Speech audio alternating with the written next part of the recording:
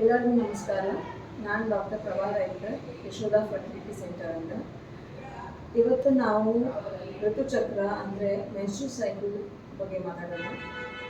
ಋತುಚಕ್ರ also known as periods ಎಲ್ಲ ಲೇಡೀಸ್ನಲ್ಲಿ common ಆಗಿ ಬರೋದು, ಮಂತ್ಲಿ ಬರೋದು. ನಾರ್ಮಲಿ ಪೀರಿಯಡ್ಸ್ ಆಗೋದು ಎವ್ರಿ 28 ಡೇಸ್, ಆವ್ರೇಜ್ 28 ಡೇಸ್ನಲ್ಲಿ ಆಗುತ್ತೆ. So the first 10 days, so normally the periods are divided into the follicular phase and proliferative phase. Andre the first 7 days iruttalla, the first 7 days are the bleeding days. Andre periods agodu 3 to 7 average nalli bleeding agutte. Tadanantara the next 7 days is the period when the egg grows and the ovulation happens. So ovulation ಆಗುತ್ತಲ್ಲ, ಅದು normally around the 14th day ಆಗುತ್ತೆ.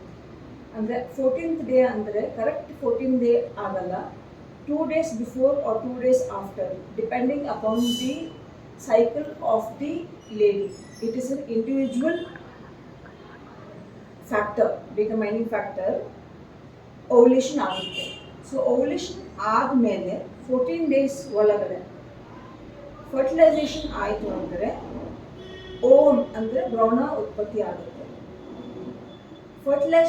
Fertilisation ಆಗಿಲ್ಲ ಅಂದರೆ ಅದು unfertilized endometrium and the egg, they are disposed of by the body. ಇದು periods ಆಗಿ ಹೊರಗೆ ಬರುತ್ತೆ. ಇದು ನಮ್ಮದು normal menstrual cycle. Normal menstrual cycle can range anywhere between 25 to 35 days in a normal lady.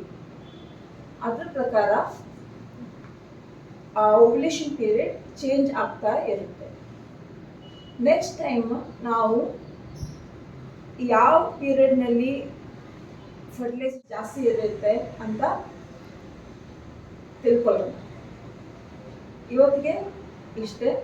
ನಮಸ್ಕಾರ.